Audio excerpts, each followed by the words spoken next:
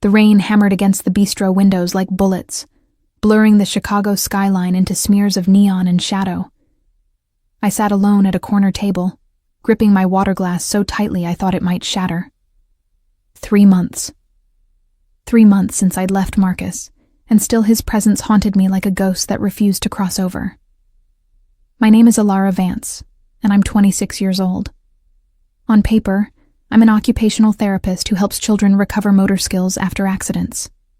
In reality, I'm a woman who made one terrible mistake in judgment that's been unraveling my life thread by thread ever since. Marcus Holloway seemed charming when we first met at a hospital fundraiser. Confident, successful, the kind of man who knew what he wanted and went after it. I should have recognized the warning signs earlier. The way he'd show up unannounced at my apartment. How he needed to know where I was every hour of every day. The subtle comments about my clothing, my friends, my family. By the time I understood what was happening, I was already drowning in his obsession.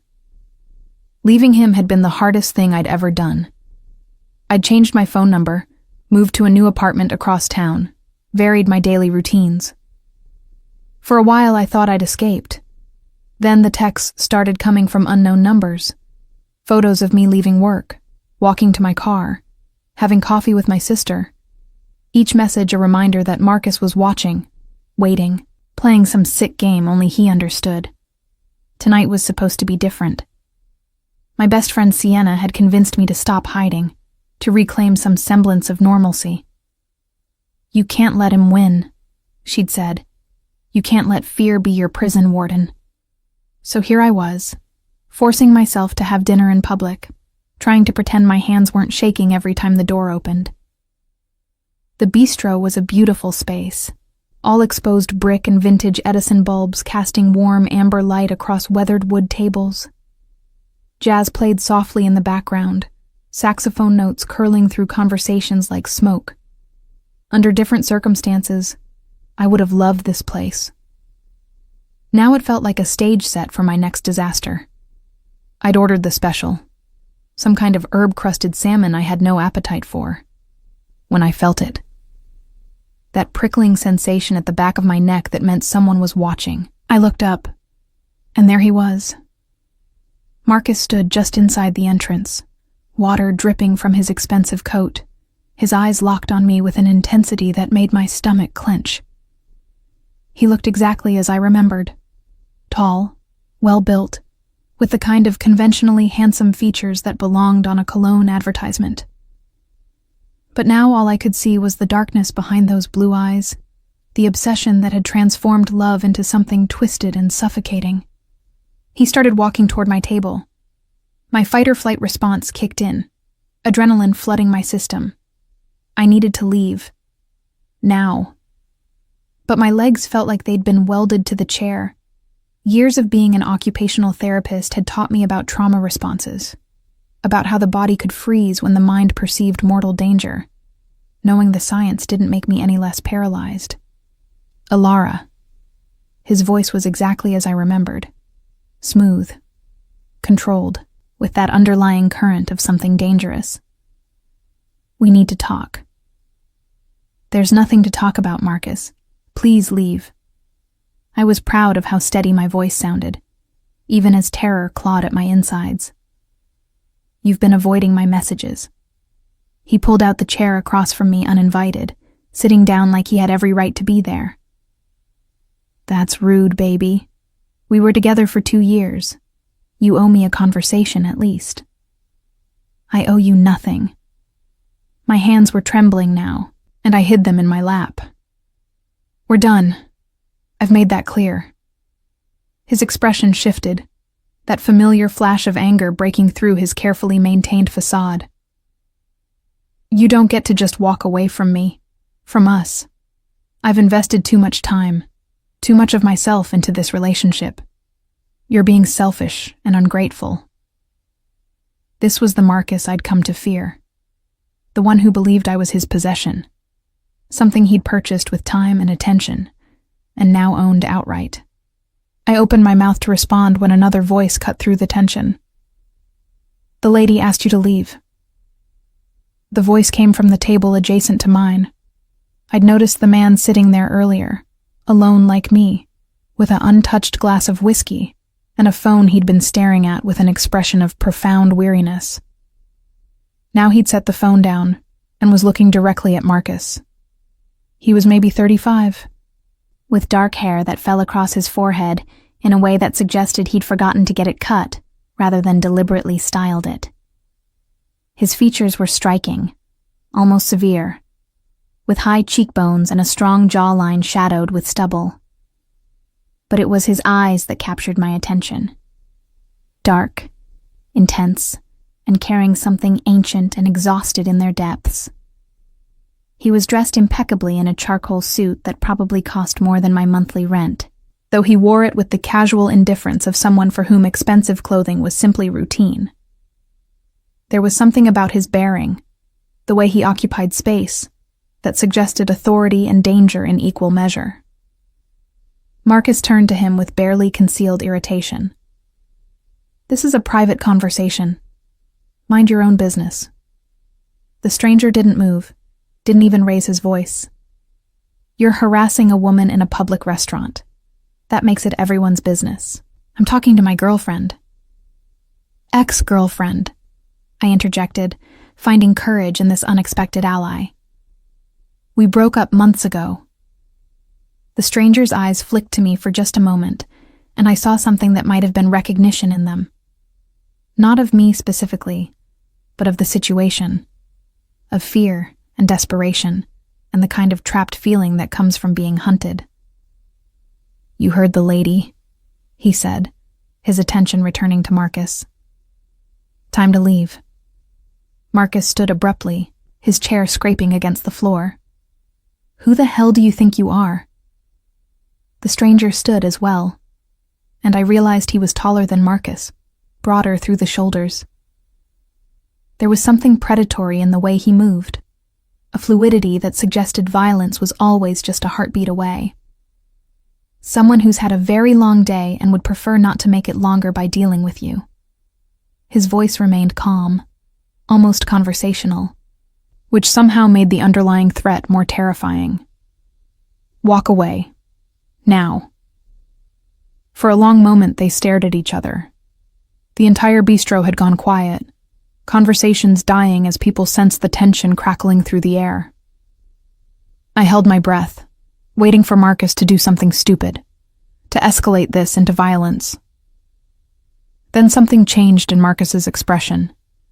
He looked at the stranger more carefully, and I saw recognition dawn in his eyes, followed quickly by something that looked uncomfortably like fear.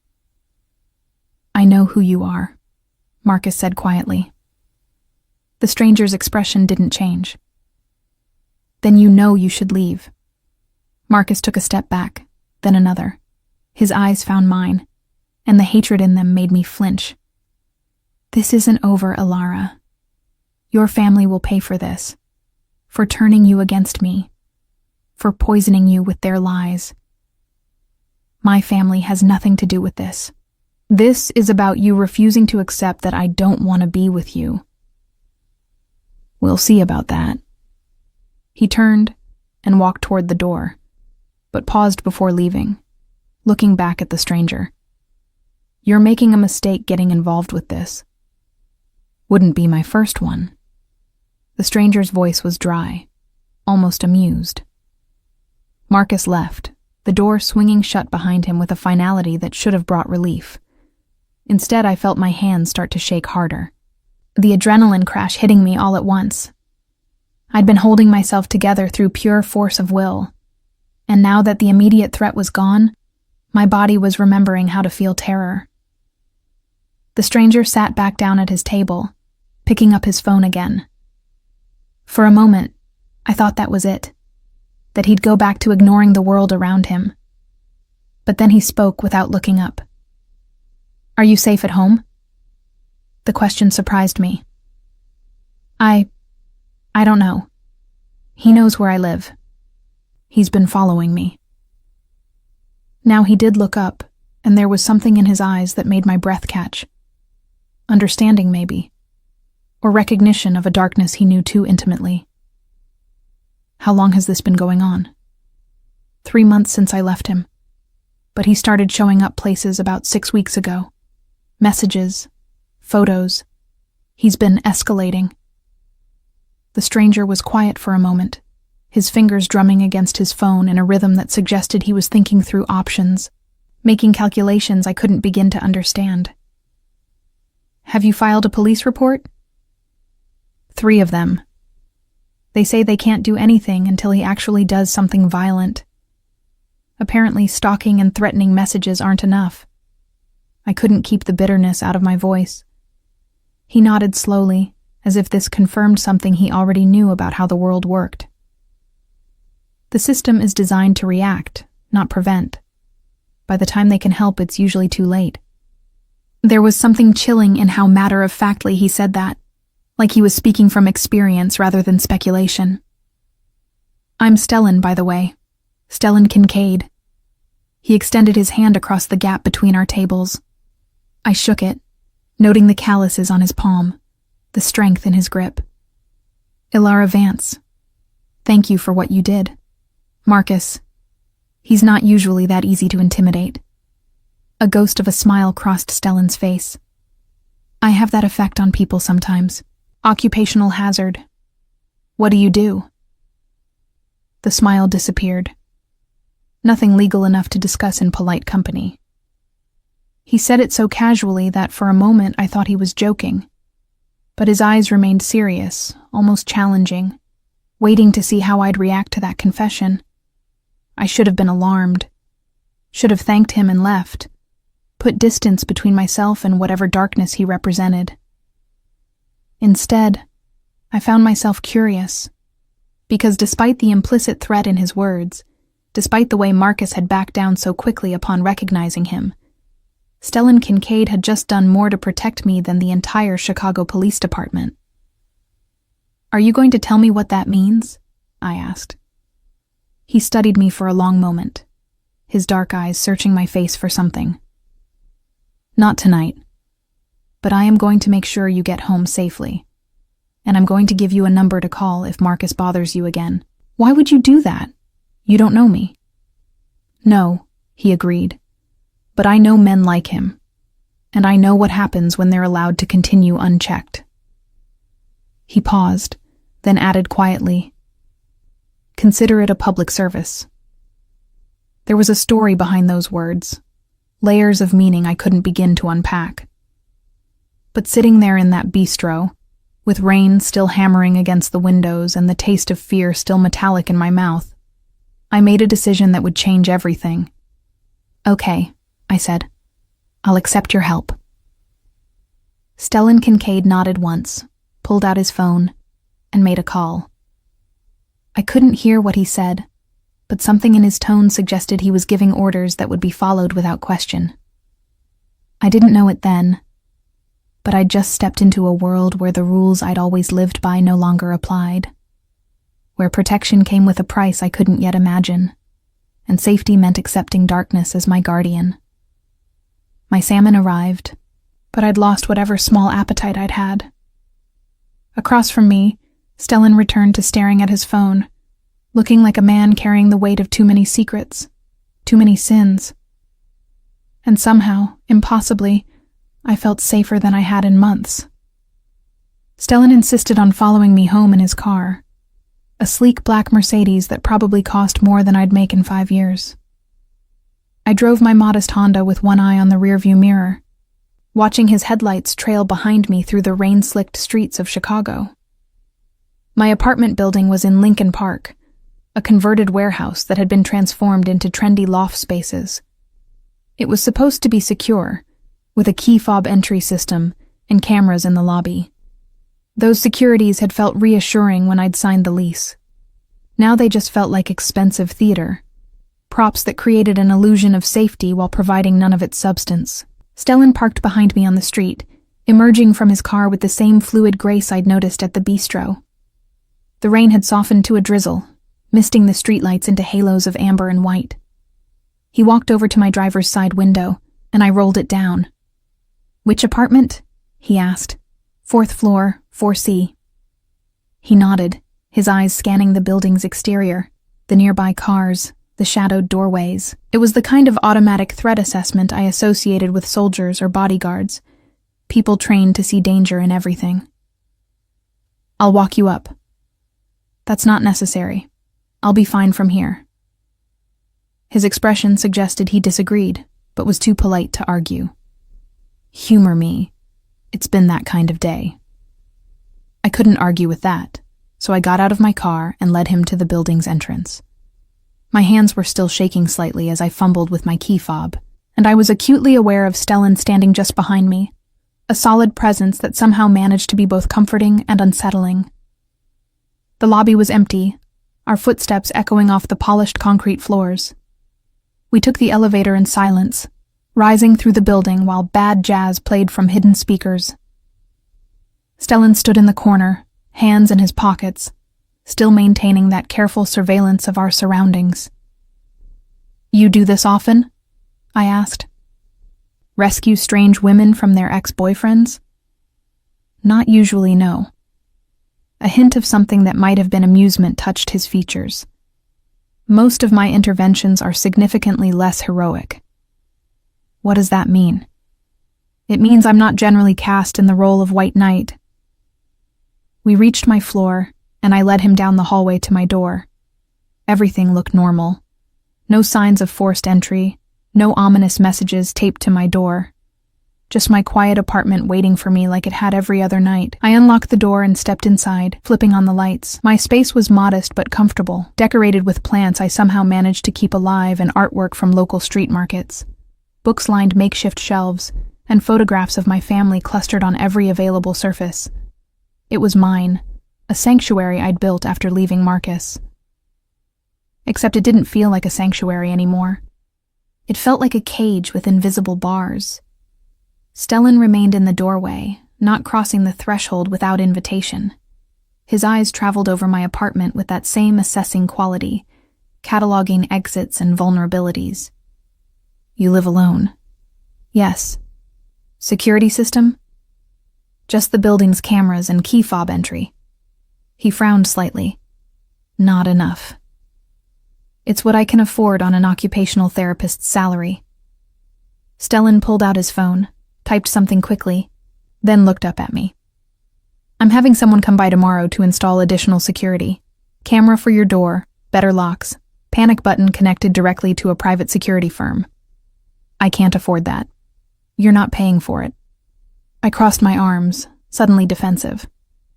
"I don't accept expensive gifts from strangers, especially strangers who do illegal things for a living." That ghost of a smile returned. "It's not a gift. Call it an investment in my peace of mind. I don't like unfinished business. And Marcus struck me as very unfinished business." "Why do you care? You don't know me." Stellan was quiet for a moment, his expression shifting into something more complex, more vulnerable. When he spoke, his voice was softer, tinged with something that sounded like regret. "Because I know what it's like to be trapped in a situation you can't escape. And because I have the resources to help, which means I have the responsibility to use them." There was a story there, buried beneath the surface of those words. But before I could ask about it, Stellan's phone buzzed. He glanced at it, and something dark crossed his features. "I need to go. Lock your door. Don't answer if anyone knocks unless you're expecting them." He pulled a card from his wallet, placing it on the small table by my door. "That's my direct number. Call me if Marcus contacts you again, or if anything feels wrong." I picked up the card. Heavy stock, minimal design. Just a phone number embossed in silver against black. No name, no title. Nothing to indicate what Stellan Kincaid actually did for a living. "What happens if I call?" I asked. "I handle it." "How?" His eyes met mine, and I saw something ancient and weary in their depths.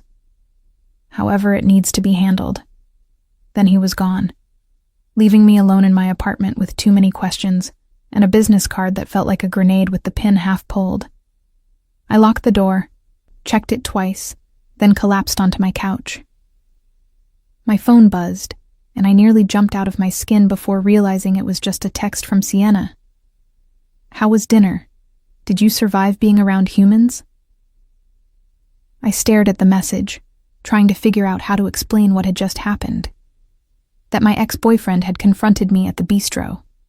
That a mysterious stranger who definitely operated outside the law had intervened. That I now had a direct line to someone who could handle my problems through unspecified and probably terrifying means. Instead, I just typed back, "Eventful. Tell you tomorrow." Sleep was impossible. I lay in bed, watching shadows move across my ceiling, jumping at every creak and groan of the old building settling. Around 2 a.m., my phone buzzed with a text from an unknown number. "Cameras and security will be installed tomorrow at 10 a.m. Team will identify themselves as being from Kincaid Security. SK." I should have been annoyed at the presumption, at the way he'd just decided to involve himself in my life without asking. Instead, I felt something uncomfortably close to relief. The next morning arrived with watery sunlight filtering through my curtains. I'd managed maybe 3 hours of sleep, my dreams filled with Marcus's face and Stellan's dark, knowing eyes. At exactly 10 a.m., my doorbell rang. I checked the newly installed peephole and saw 2 men in professional uniforms with Kincaid Security embroidered on their shirts. They were efficient and polite, installing a sophisticated camera system, replacing my locks with something that looked like it belonged on a bank vault, and setting up a panic button disguised as a smoke detector. The whole process took less than 2 hours, and when they left, my modest apartment felt more secure than Fort Knox. I was making coffee when my phone rang. Stellan's number. "The system is active," he said without preamble. "You'll receive an alert on your phone if anyone approaches your door. The panic button connects directly to a response team that's less than 3 minutes away." "Thank you," I said, meaning it. "This is incredibly generous. It's necessary. Marcus isn't going to give up easily." A chill ran down my spine. "How do you know?" "Because I've known men like him. They don't see their victims as people, just possessions they've temporarily misplaced." He paused. "Has he contacted you since last night?" "No. It's been quiet." "It won't stay that way. Men like Marcus escalate when they feel they're losing control." His certainty was unnerving. "You sound like you have experience with this." "Too much." There was a weight in those words, years of accumulated darkness. "Ilara, I need to be honest with you about who I am, about what I do." My heart started beating faster. "Okay." "My family runs one of the largest criminal syndicates in Chicago. We've been in this business for 3 generations. Gambling, money laundering, protection rackets, and some activities I won't detail over the phone." I sat down heavily on my couch, coffee forgotten. "You're telling me you're in the Mafia." That's a dramatic way of putting it, but essentially, yes. My father built an empire on violence and fear, and when he died 2 years ago, that empire became my responsibility. "And you're telling me this why?" "Because I don't operate by deception. If you're going to accept my help, you deserve to know what that help represents. And because Marcus made a threat last night that I can't ignore." My mouth went dry. "What threat?" "He said your family would pay for this. That's not hyperbole. Men like him, when they feel cornered, they expand their targets. Parents, siblings, anyone connected to the object of their obsession." I thought of my parents, living in their quiet suburb 45 minutes outside the city. My younger sister Grace, a grad student at Northwestern. The idea of Marcus targeting them made me feel physically ill. "What are you suggesting?" "I'm suggesting that I can make sure Marcus never bothers you or your family again. Permanently." The word hung between us, heavy with implication. "You're talking about killing him." "I'm talking about neutralizing a threat before it escalates into something tragic. You've seen how the legal system handles stalkers. They wait until someone's dead before they act. I don't have that luxury of patience. I should have been horrified, should have hung up, blocked his number, gone to the police with everything he'd just confessed. Instead, I found myself asking, what would it cost? There's always a price. Not money, Stellan said. I don't need your money. But I would need you to trust me. To accept that what I'm going to do might frighten you, might challenge everything you believe about right and wrong. And I'd need you to understand that once this starts, there's no going back. I thought about Marcus's face last night, the possessive rage in his eyes. I thought about my parents, my sister, all the people I loved who could become targets of his escalating obsession. I thought about 3 months of living in fear, of checking over my shoulder, of treating every unknown number like a threat. What happens if I say yes? Marcus disappears from your life. You'll never hear from him again, never have to worry about him showing up at your work or following you home. Your family stays safe. And the cost to you? A dry laugh came through the phone. My soul's already mortgaged to darker powers than this, Alara. One more sin on the ledger barely registers anymore. There was such exhaustion in his voice, such profound weariness with the weight of his own existence. It made me wonder what kind of life had created Stellan Kincaid, what circumstances had forged a man who spoke of murder like it was just another item on a to-do list. I need time to think about this.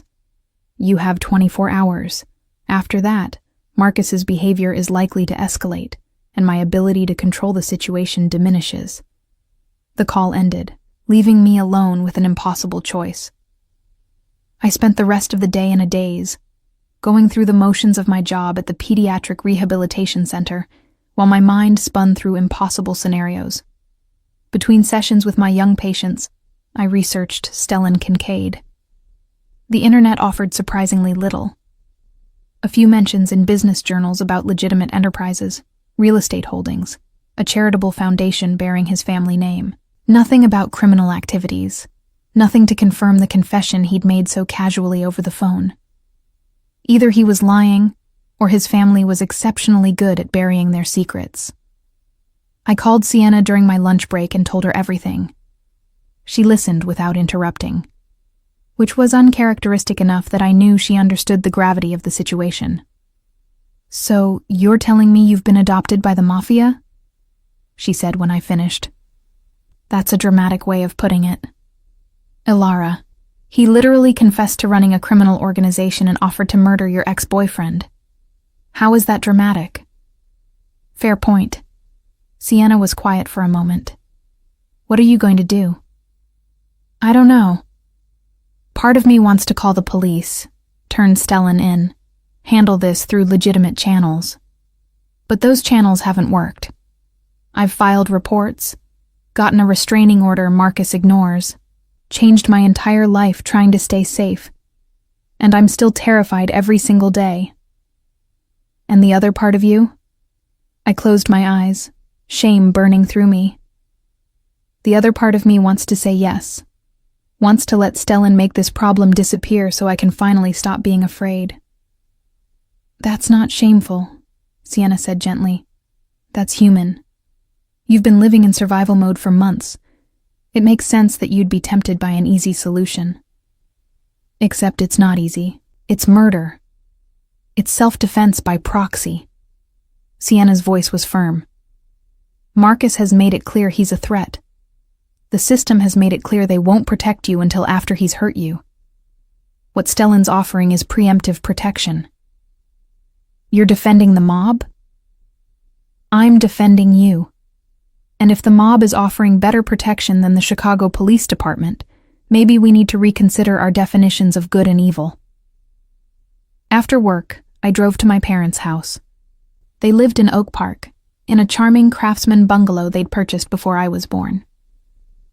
My mother met me at the door with her usual warmth, immediately sensing something was wrong. Alara, sweetheart, what is it? I told them about Marcus's escalation, about the confrontation at the bistro. I left out the part about Stellan Kincaid and his offered solution, not ready to explain that particular moral complexity to my parents. My father's face darkened as I spoke, his hands clenching into fists. This has gone on long enough. I'm calling my lawyer tomorrow. We're getting an emergency restraining order with real teeth. Dad, I already have a restraining order. Marcus doesn't care. Then we make him care. We pursue criminal charges for stalking, harassment, anything that will put him behind bars. My mother put her hand on his arm, calming him with the ease of 30 years of marriage. Henry, let's think about this rationally. Legal processes take time, and in the meantime, Ilara isn't safe. What are you suggesting? She looked at me with those perceptive eyes that had always seen more than I wanted to reveal. I'm suggesting our daughter might be considering options that exist outside the legal system. I stared at her, stunned. How did you? I'm your mother. I know when you're wrestling with a difficult decision. And I know that look. It's the same expression you had when you were 7 and had to decide whether to tell your teacher that your best friend was stealing lunch money. This is slightly more serious than elementary school theft. The principle is the same. You're trying to decide between what's technically right and what's practically necessary. She sat down across from me, taking my hands in hers. Tell me about this man who helped you at the bistro. So I did. I told them about Stellan Kincaid, about his casual confession of criminal enterprise, about the security system he'd installed and the protection he'd offered. My father listened with increasing alarm, but my mother remained calm, thoughtful. And you trust him? She asked when I finished. I don't know him well enough to trust him, but yes, I believe he's sincere about protecting me. Why would he do that? What does he get out of helping you? It was a good question, one I'd been asking myself. I don't think he gets anything. I think he's trying to balance some internal ledger to do something good in the midst of all the terrible things his life requires. My father stood abruptly, pacing across the living room. This is insane. You're talking about accepting help from a criminal, getting involved with the Mafia. I'm talking about staying alive, I countered. Marcus isn't going to stop. He's escalating. He threatened you and Mom, threatened Grace. What am I supposed to do? Wait for him to hurt one of you before the police finally decide to act? There has to be another way. Name it, Dad. Give me a legitimate option that actually keeps us all safe. He couldn't, and the helplessness on his face broke my heart. My father was a good man, a high school principal who believed in rules and systems and the basic goodness of humanity. This situation existed outside his worldview, in a space where darkness operated, and good people sometimes had to make terrible choices. My mother stood, moving to stand beside my father. Ilara, whatever you decide, we support you. If you choose to accept this man's help, we understand. If you choose to continue fighting through legal channels, we'll stand beside you. But please, be careful. Men who live in darkness, even when they mean well, they carry shadows that can swallow everything around them. I left their house more confused than when I'd arrived. My phone buzzed as I reached my car. A text from an unknown number. Your sister is very pretty. Would be a shame if something happened to her. Below the message was a photo of Grace leaving her apartment building at Northwestern, taken from across the street. My hands started shaking so badly I could barely dial Stellan's number. He answered on the first ring. Ilara. He sent me a picture of my sister. My voice was barely controlled panic. He's threatening Grace. A pause. Send me the message. I'll have someone watching her within the hour. I'm saying yes to everything, to your help, your protection, whatever it takes. Just keep my family safe. Are you certain? Once this starts? I'm certain. Do whatever you need to do. Another pause, longer this time. When Stellan spoke again, his voice was gentle, almost sad. I'll handle it. But Ilara, I need you to understand something. What I'm about to do, It will change how you see me. It might change how you see yourself. Are you prepared for that? I thought about Grace, bright and brilliant, with her whole life ahead of her. I thought about my parents, who'd given me everything they could. I thought about all the people Marcus might hurt in his obsessive quest to reclaim me as his possession. Do it, I said. Do whatever it takes. Okay. I'm sending protection to your sister now. And Alara, stay home tonight. Don't answer your door for anyone except me. The call ended. I sat in my car outside my parents' house, feeling like I'd just crossed a threshold I could never uncross. I'd made a deal with the devil in an expensive suit, trading my moral certainty for the promise of safety. My phone rang again. Stellan. Your sister is secure. I have 2 of my best people watching her building. Marcus won't get within 100 yards. Thank you. Don't thank me yet. I'm coming to your apartment in 2 hours. We need to discuss what happens next.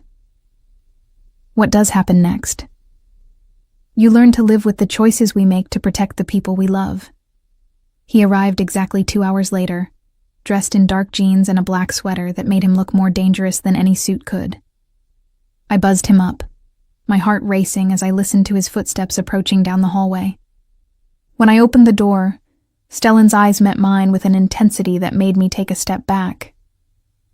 It's done, he said quietly. Marcus won't bother you again. What did you do? I had a conversation with him, made it very clear that any further contact with you or your family would have severe consequences. What kind of consequences? Stellan walked into my apartment, moving to the window that overlooked the street below. He stood there with his hands in his pockets, shoulders tense with something that looked like exhaustion. The kind that men like Marcus understand. I showed him evidence of every illegal thing he's ever done. Financial fraud, insider trading, tax evasion. Enough to send him to prison for 20 years. And I made it clear that this information would be delivered to the FBI the moment you or anyone connected to you experienced even a hint of harassment. You're blackmailing him? I'm leveraging his fear of consequences. It's cleaner than the alternative. I sat down heavily on my couch, relief and disappointment warring inside me. I thought you were going to kill him. Would you have preferred that? No. God, no. But you said... I said I would handle it. I didn't specify how. Despite what you might think, Alara, I don't default to violence unless absolutely necessary. Marcus is a coward who folds when confronted with real power. Killing him would have been wasteful. I looked at him, really looked at him, trying to understand this man who'd inserted himself into my life like a dark guardian angel. Why are you helping me? Stellan turned from the window, his expression unreadable. Because 5 years ago, I failed to help someone in a similar situation, and she died because of my inaction. The confession hung between us, raw and painful. What happened? I asked softly. She was the sister of one of my associates, being stalked by an ex-boyfriend who escalated to violence. She asked for help, and I told her to go to the police, to handle it through legitimate channels. I wanted to believe the system would protect her. His voice was flat, emotionless, but I could hear the pain underneath. He broke into her apartment 3 days later. She survived the attack, but barely.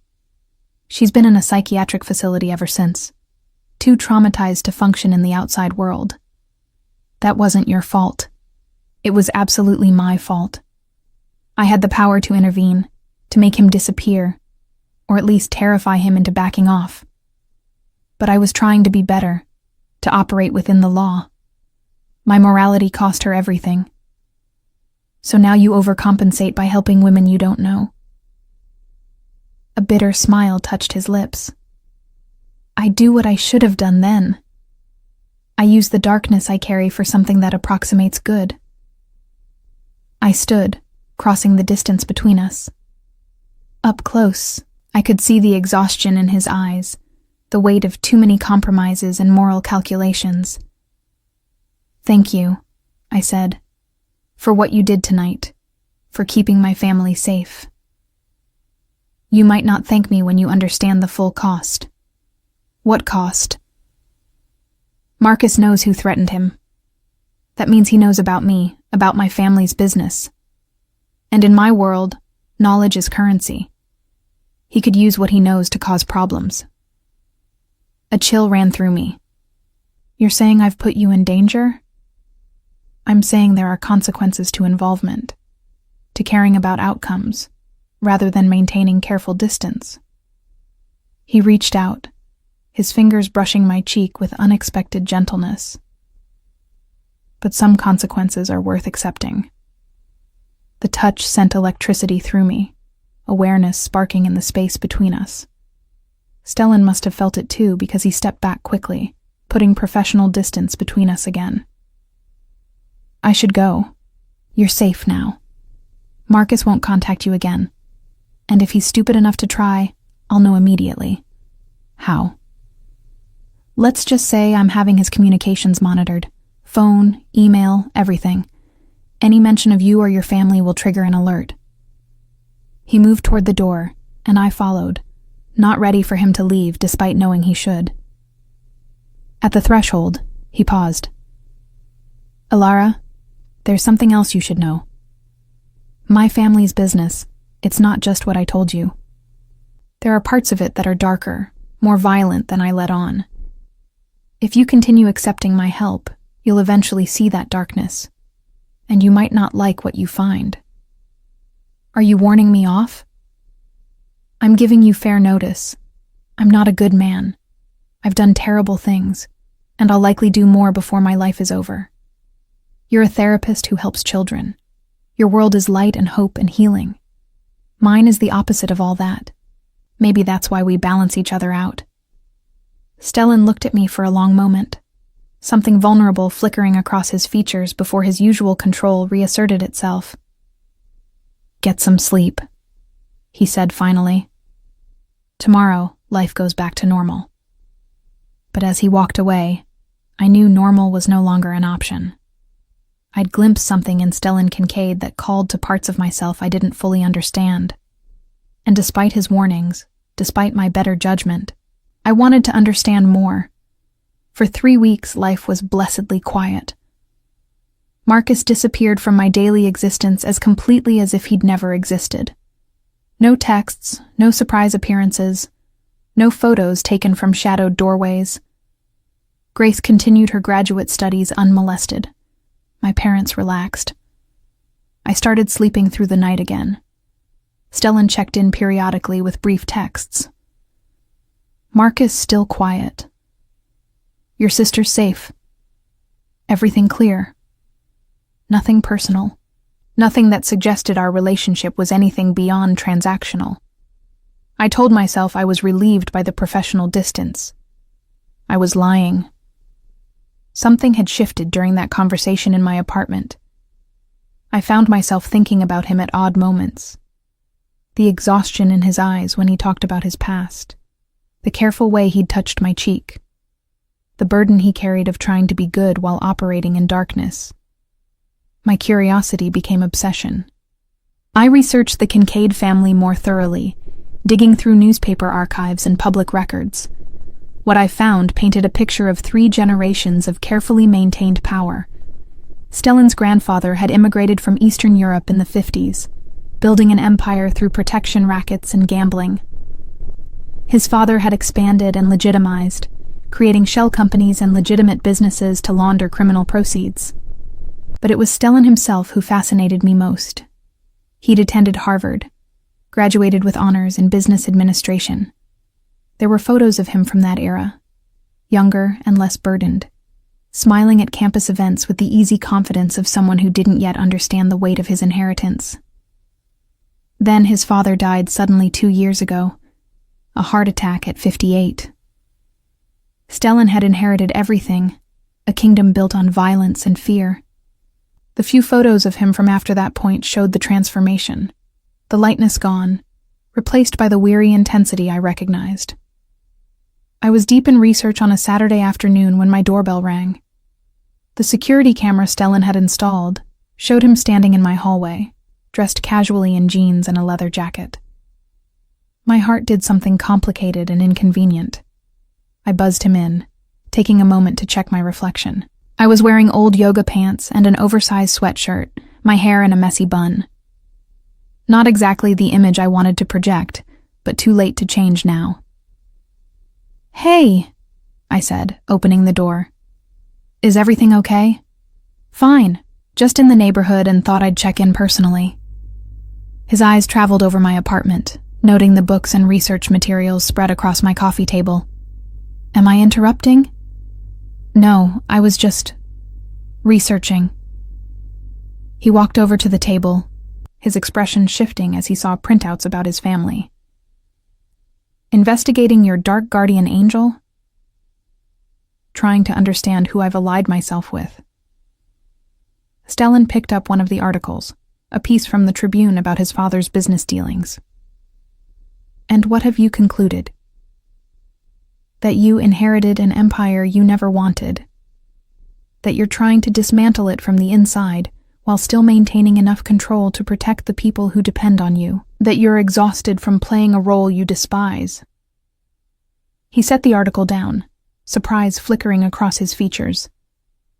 "That's remarkably perceptive for someone who's never lived in this world. I'm trained to read people, to understand trauma and coping mechanisms.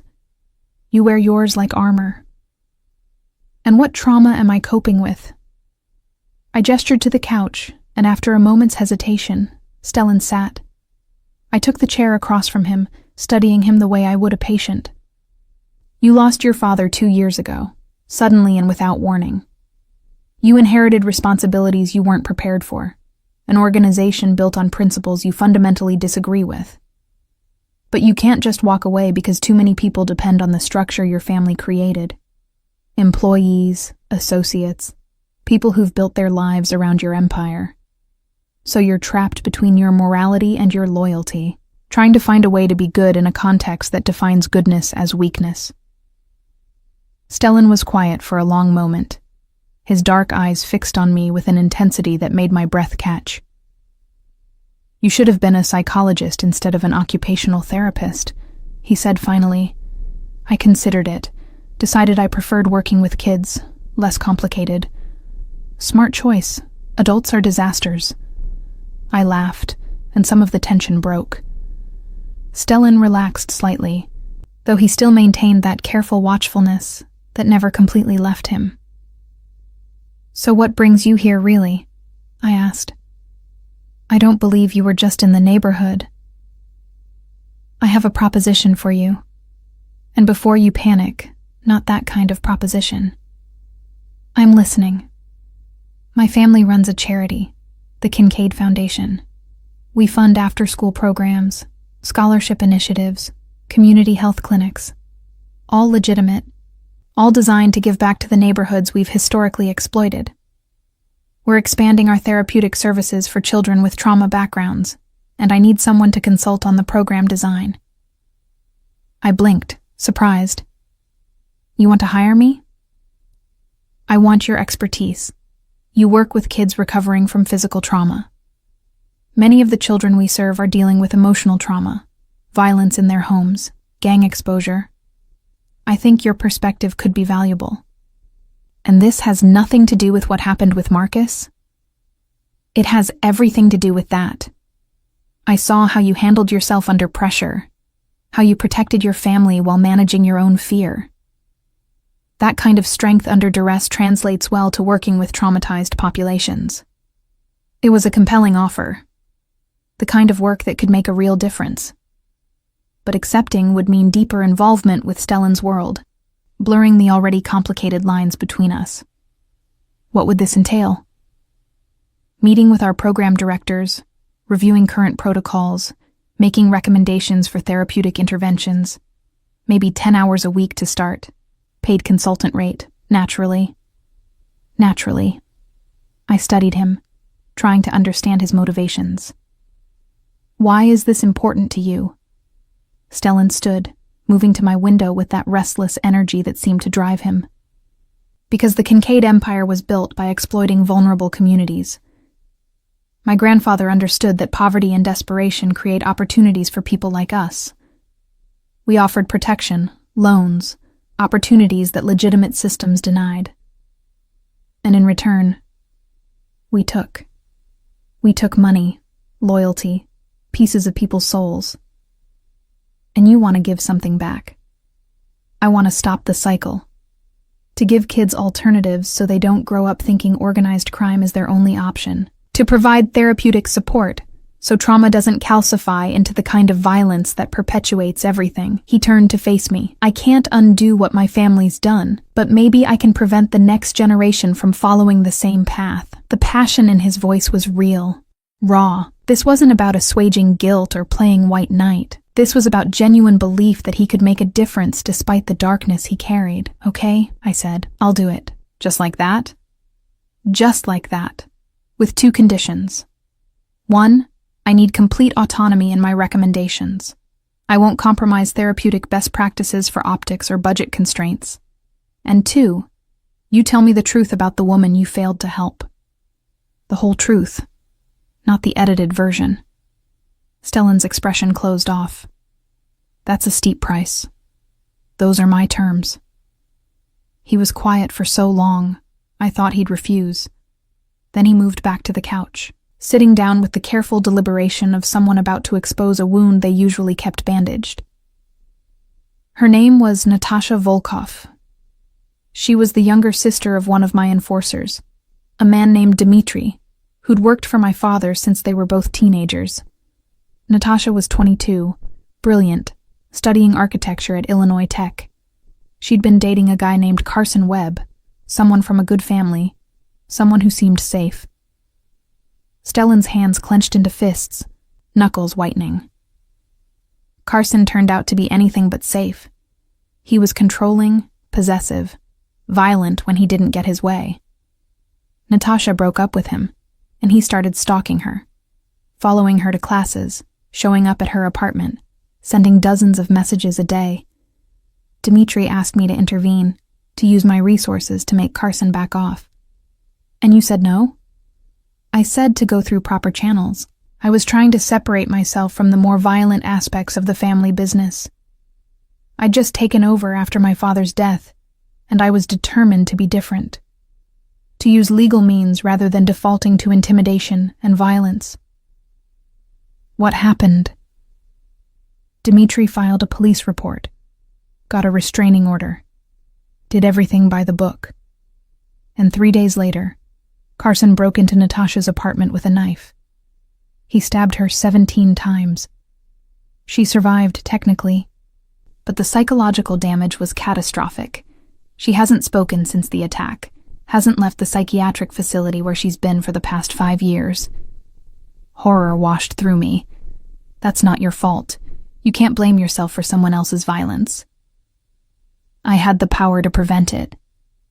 One phone call, one visit to Carson explaining what would happen if he continued, and Natasha would be finishing her architecture degree instead of staring at walls in a psychiatric ward. His eyes met mine, filled with a guilt that had clearly been eating at him for years.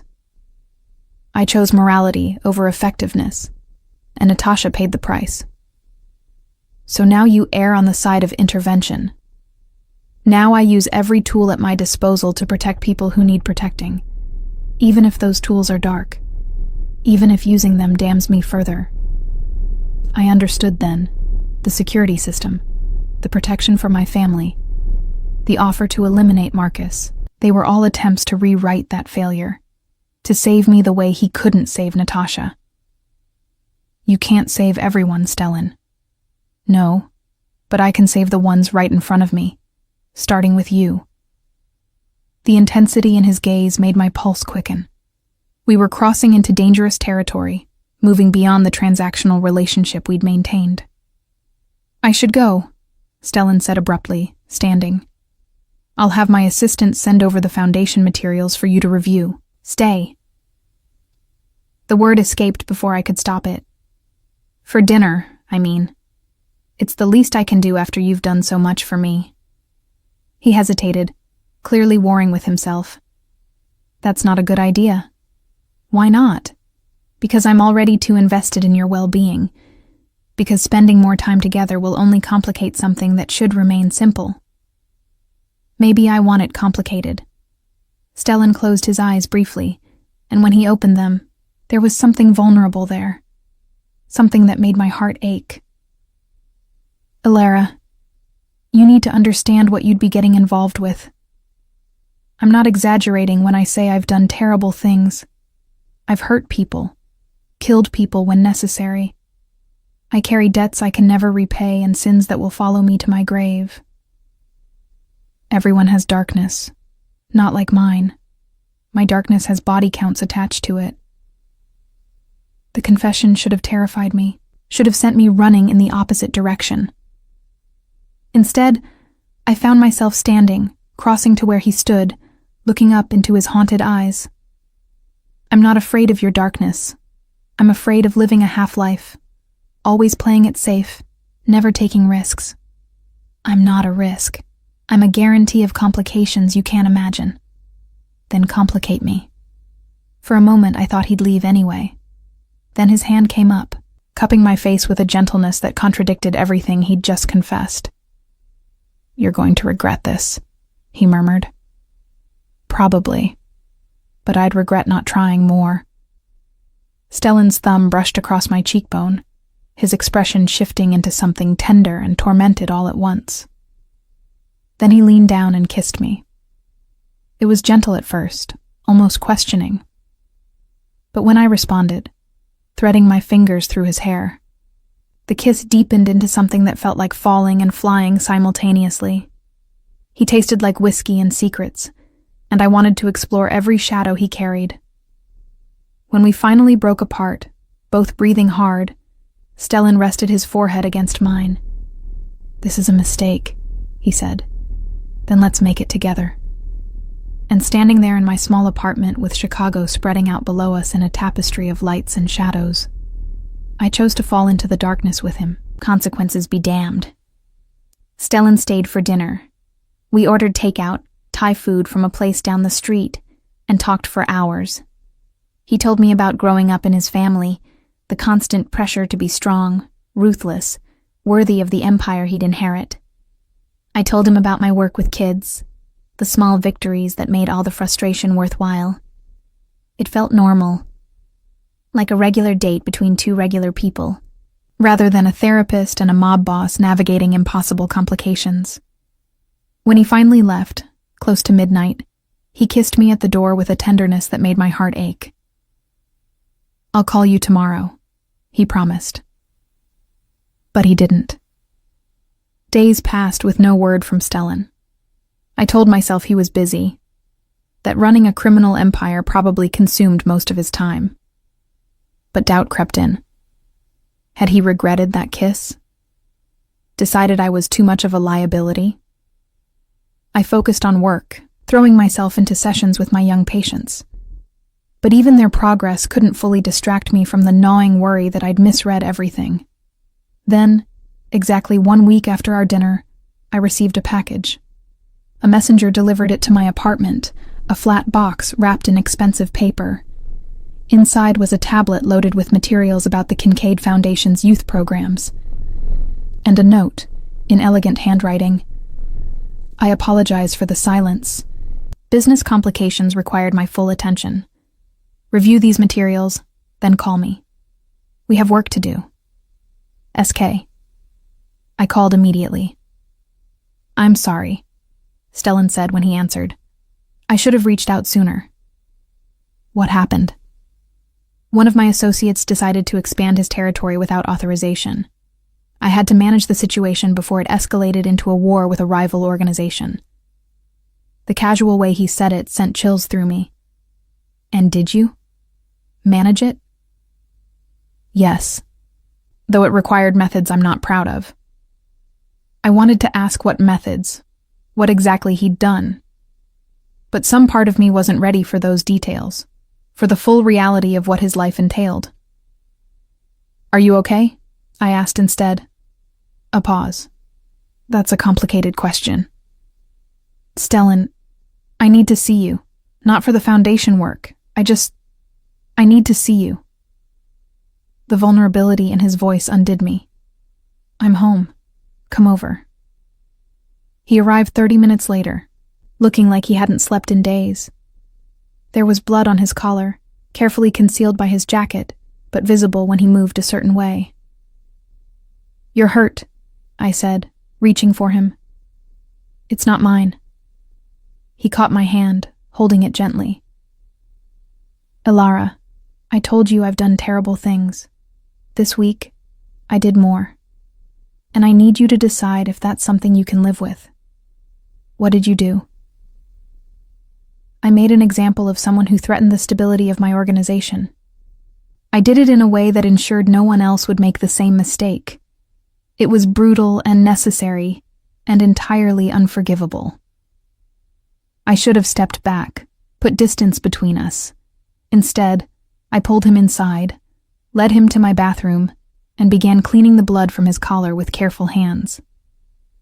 Tell me about it, I said, not the details, just how you feel.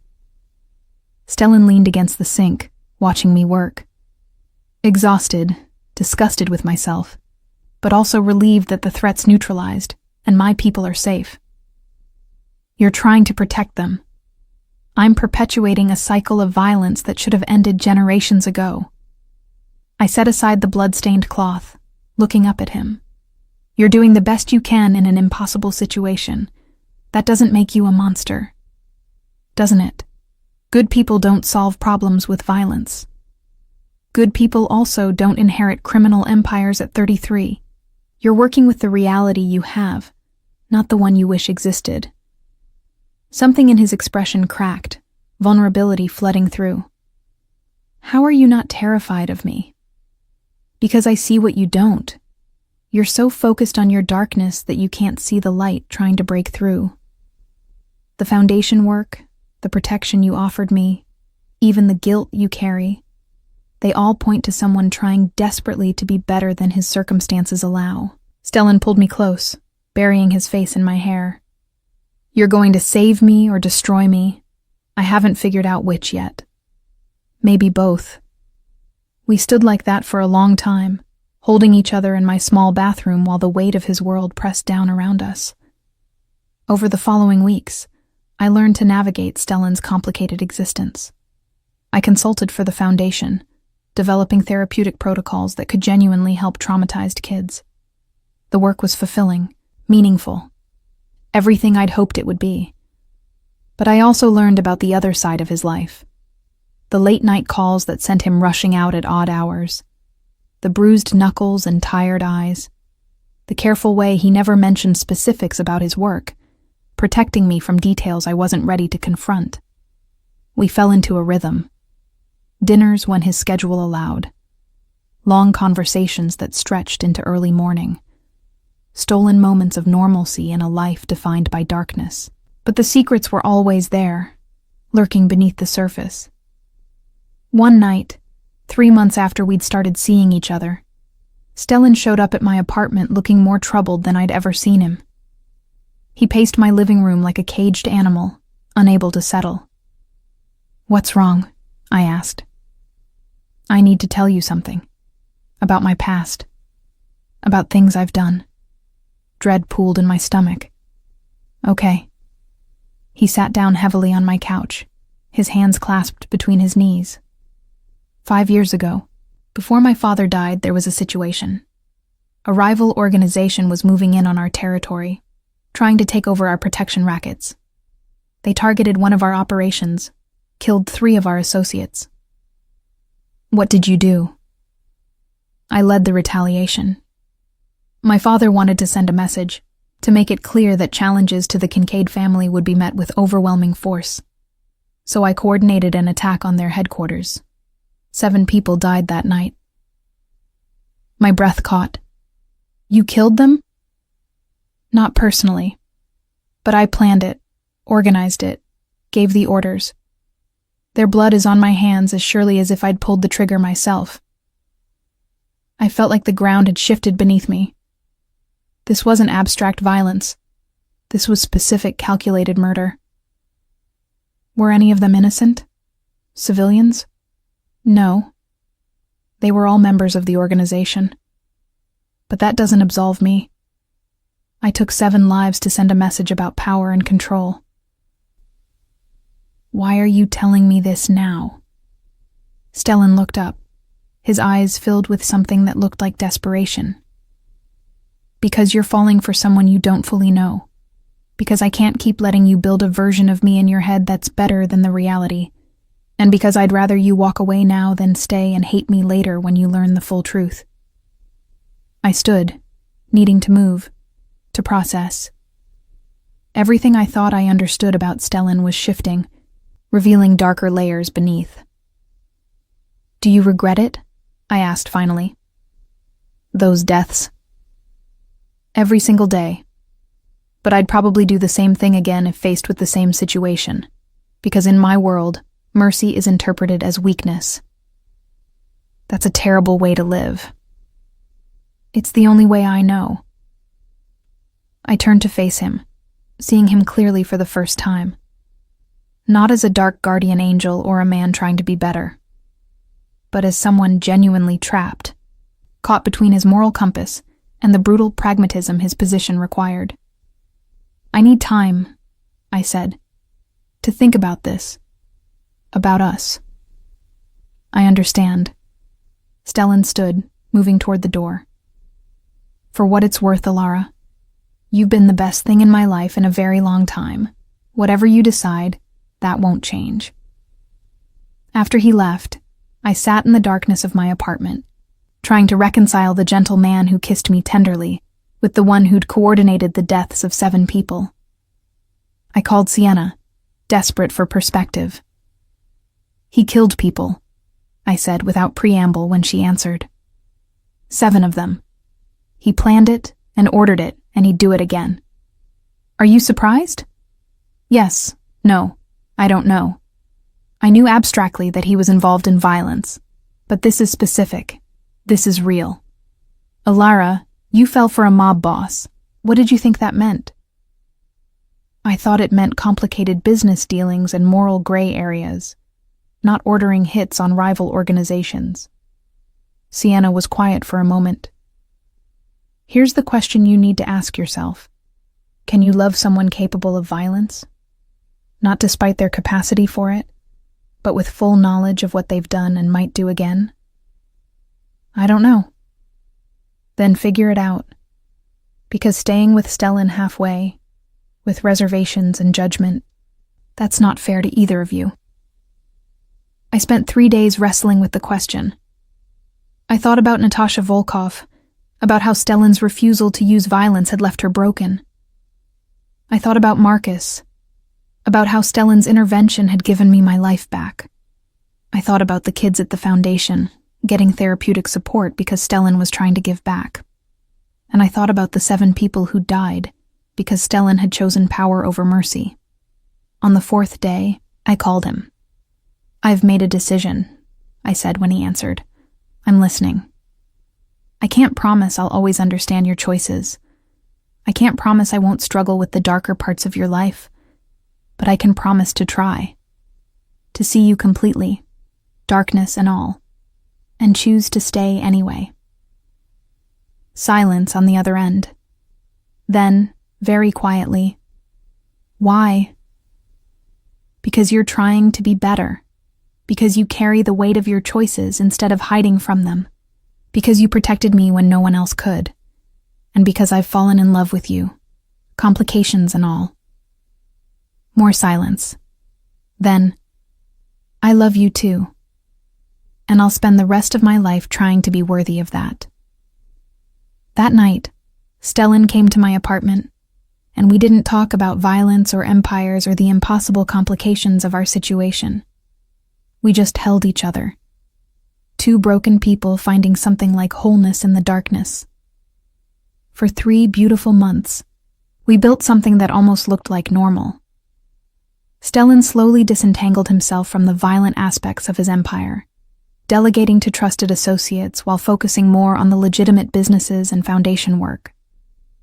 I watched him transform, saw the exhaustion in his eyes gradually replaced with something that might have been hope.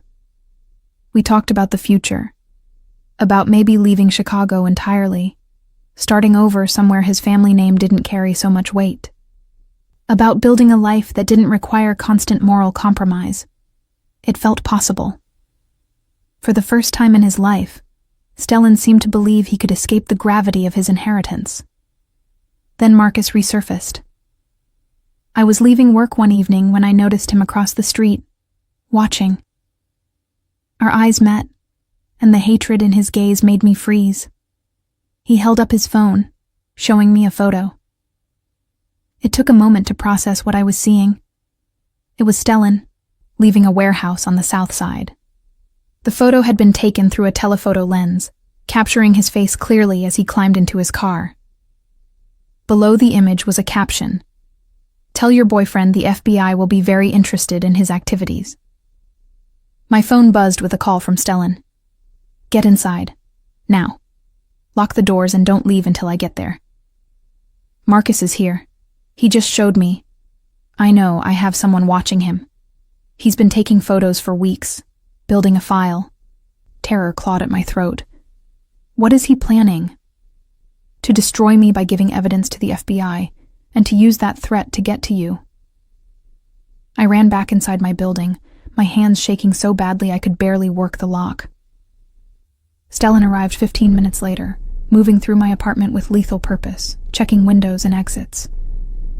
"How bad is it?" I asked. "Bad. Marcus has photos, recordings, documentation of operations that could bring down my entire organization. If that information reaches the FBI, I'm looking at 20 years minimum." "Then give him what he wants. Me. I'll talk to him. Try to convince him." "Absolutely not." Stellan's voice was hard, brooking no argument. "You're not negotiating with him. You're not going anywhere near him." "Then what do we do?" Stellan sat down heavily, and I saw the weight of impossible decisions settling over him again. "I handle it. The way I should have from the beginning. You're going to kill him." "I'm going to neutralize a threat that endangers everyone I care about. That's not the same thing." "It's exactly the same thing." I moved to stand in front of him, forcing him to look at me. "If you do this, if you cross that line, there's no coming back. You'll be what everyone always assumed you were. A killer." "I'm already a killer, Ilara. 7 people, remember? This would just be adding one more name to a list that's already too long." "No, those were different. You were protecting your organization, your people. This is personal. This is revenge. This is survival. Marcus won't stop. He'll keep threatening, escalating, until someone gets hurt. Probably you. I won't allow that." I knelt in front of him, taking his hands in mine. "There has to be another way.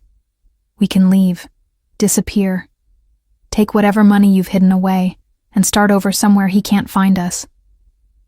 Running doesn't work. Marcus has already demonstrated he's resourceful enough to track you down, and even if we escaped him, the FBI investigation would continue. My associates, my employees, people who depend on me would suffer. Then turn yourself in. Cooperate with the investigation. Maybe they'll offer leniency if you provide information about other organizations." Stellan laughed bitterly. "That's not how this world works. Cooperating would paint a target on my back. Every organization we've ever competed with would see me as vulnerable. I'd be dead within a month, and so would anyone associated with me, including you." I felt hope slipping away, replaced by the terrible understanding that we'd run out of good options. Every path forward led to darkness. "I won't let you become a monster to save me," I said desperately. "I've been a monster for years. I've just been pretending otherwise when I'm with you." He cupped my face, his thumb brushing away tears I hadn't realized were falling. "This is who I am, Ilara. Who I've always been. The only difference is now you're seeing it clearly. I don't believe that. You're better than this." "I'm really not." But I love you enough to become a monster again if it keeps you safe. He stood, gently moving me aside. Stay here. Don't answer the door for anyone. I'll have people watching the building. Stellan, please. I love you. Remember that, when you're hating me for what I'm about to do. Then he was gone, leaving me alone with my terror and the horrible certainty that everything was about to fall apart. I called Sienna, called my parents, told them all to be careful, that Marcus was escalating. Then I sat in the darkness and waited, each minute stretching into eternity. 3 hours later, my phone rang. A number I didn't recognize. Ms. Vance? A woman's voice, professional and cold. Yes? This is Special Agent Martinez with the FBI. I need you to come to our field office immediately. My heart stopped. Why? Marcus Holloway has provided evidence of criminal activity involving Stellan Kincaid. We understand you've been in a relationship with Mr. Kincaid. We need to ask you some questions. The world tilted. Am I being arrested? Not at this time, but your cooperation would be appreciated. I ended up at the FBI field office at midnight, sitting in an interrogation room across from Special Agent Martinez and her partner. They showed me the evidence Marcus had compiled. Photos, recordings, financial documents that painted a damning picture of Stellan's activities. We'd like your help building a case against Mr. Kincaid, Martinez said. In exchange, we can offer you immunity from any charges related to your association with him. I don't know anything about his business activities. Ms. Vance, we have evidence that you've been consulting for the Kincaid Foundation, that you've had regular contact with known associates of the Kincaid organization. Your cooperation could be crucial. I thought about Stellan, about the exhaustion in his eyes when he talked about trying to escape his inheritance. I thought about the foundation work, the genuine good he was trying to do. I want a lawyer, I said. They let me go 2 hours later, with instructions not to leave the city. I stood outside the federal building, shaking with adrenaline and fear, when a car pulled up. Not Stellan's Mercedes, a nondescript sedan with tinted windows. The back door opened, and Stellan was inside. Get in, he said. I did, and we drove in silence through Chicago's empty streets. Finally, he spoke. Marcus is gone. Gone how? Gone in a way that ensures he'll never threaten you or your family again. In a way that means the FBI's case just lost their primary witness. Horror and relief warred inside me. You killed him. I removed a threat. The distinction might matter to you, even if it doesn't to me. Where's the body? In a place where it will never be found. We sat in silence for a long moment. Then Stellan pulled the car over, turning to face me in the dim light. I'm leaving Chicago, tonight. The FBI investigation will continue, but without Marcus's testimony, their case is significantly weaker. I'm going to disappear. Let my associates handle things while I establish a new identity somewhere far from here. And me? You stay. You have your life, your career, your family. I won't ask you to give that up to run with me. What if I want to? Stellan's expression was tender and heartbroken all at once. Then you'd be making a terrible mistake, because life with me means always looking over your shoulder, always wondering when the past will catch up. You deserve better. I deserve to choose, and I choose you. He kissed me then, desperate and gentle, like a man saying goodbye. When we broke apart, he rested his forehead against mine. If you come with me, there's no coming back. You'll be leaving everything behind. Your career, your family, the life you've built. Are you really willing to do that? I thought about my parents, my sister, Sienna, about the kids I worked with, the meaningful career I'd built, about everything I'd be sacrificing. Then I thought about life without Stellan, about going back to being safe and boring and half alive. Where are we going?" He smiled, real warmth breaking through for the first time that terrible night. "Somewhere warm. Somewhere we can be whoever we decide to be, rather than who we were born to become." "Then let's go." We drove to my apartment long enough for me to pack a bag. I left a note for my parents, trying to explain without explaining too much. Then Stellan and I disappeared into the night, heading for a future that was uncertain but ours. We ended up in a small coastal town in Mexico, a place where money could buy new identities, and questions were rarely asked. Stellan liquidated hidden accounts, setting up a legitimate business importing handcrafted goods. I started volunteering at a local clinic, working with children who needed occupational therapy. It was quiet, simple, nothing like the lives we'd left behind. Some mornings, I'd wake up and wonder if I'd made the right choice. Wonder about my family, about the career I'd abandoned. Then I'd look at Stellan, sleeping peacefully for the first time in years, and know I'd chosen correctly. He'd been trying to escape his darkness his whole life. In the end, it took falling into someone else's light to find the way out. We weren't perfect. Some days, the weight of what we'd left behind pressed down on both of us. But we were free from expectations, from inherited violence, from the constant weight of impossible choices. One evening, 6 months after we'd fled Chicago, we sat on a beach watching the sunset. Stellan took my hand, lacing his fingers through mine. "I keep expecting to wake up," he said, "to find out this was all a dream, and I'm still trapped in that old life. It's real.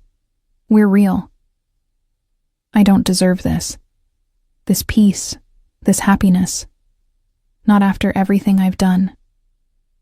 I turned to face him, seeing the man I loved in all his complicated reality. "Maybe that's exactly why you deserve it. Because you spent your whole life paying for sins you inherited. This is your reward for finally choosing yourself." He pulled me close, and we sat there as the sun painted the sky in shades of gold and crimson. Tomorrow would bring its own challenges, but tonight we had this: peace, safety, love. Sometimes redemption doesn't look like grand gestures or dramatic transformation. Sometimes it looks like two broken people finding each other in the darkness and choosing to build something new in the light. We'd left our old lives behind, burned bridges we could never rebuild. But in their ashes, we'd found something rare and precious. A second chance, a fresh start, a future written by our own hands rather than inherited from ghosts. And maybe, just maybe, that was enough.